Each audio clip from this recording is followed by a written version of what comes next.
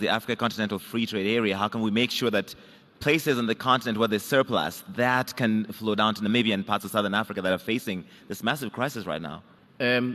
Both the Minister and Dr. Mwangi spoke about access to markets. The continent of Africa imports over $100 billion worth of food annually. Rice, maize, soya, different types of grains.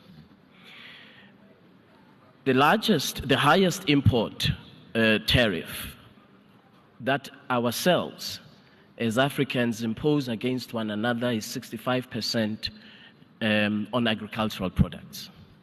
So if you look at, on the range of what we call tariff peaks, the largest and the highest tariffs that we impose against one another as Africans is on agricultural products. And yet, we are importing over $100 billion worth of food from other parts of the world. Now, if you go to Zimbabwe, if you go to Ethiopia, Ethiopia had a surplus on wheat, and so did Zimbabwe and a few other countries. The barrier that we must eliminate as a matter of urgency is intra-Africa prohibitive tariffs for trading in agricultural, basic agricultural products.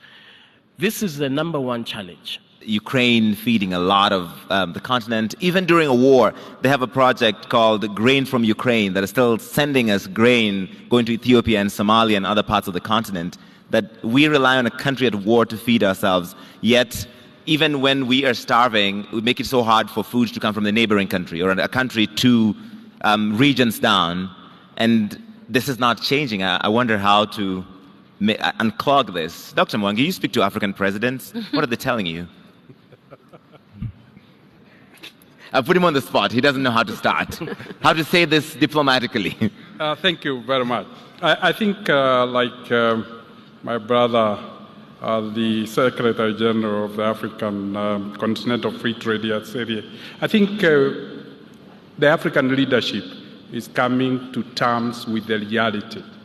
And the reality is we have to change. It hasn't worked, and it is sad if we expect to continue doing the same thing and expect change. Right, because I think you saw President Museveni was in Nairobi a couple of days ago, and he said, "Oh, you're blocking my eggs from coming in and my milk from coming in," and he was like, "This makes no sense. We're the same people." Absolutely. So I think that change, and that's what Rwanda has called for. That change must come today, not tomorrow, because as has been said, there is a window of opportunity. Global geopolitics have disrupted the supply chains. That gives Africa an opportunity to fill those supply chains with its own production. Before COVID, Ethiopia was importing wheat. We just now had Ethiopia is exporting wheat, including Zambia, countries that were not producing. So it can be done within a very short period. But there must be a coherent policy position that is integrated and makes agriculture a productive economic sector, not a social sector. But it will not happen until we build the capacity of the farmers. The farmers we are talking of feeding Africa, 45 million population feeding 1.3 billion, it's not peasant farmers, it's commercial farmers. How do we convert our small-scale farmers to be agribusinesses?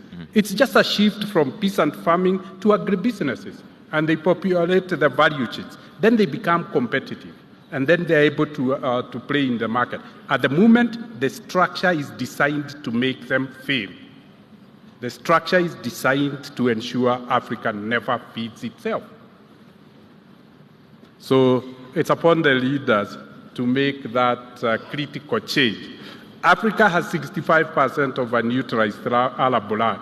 It has the most youthful population. By 2050, it will be 33% labor force of the entire world. So the ingredients of change are in place. So what we are lacking is, I don't want to say leadership, let me call it policy direction. You can also say leadership. We're among friends here.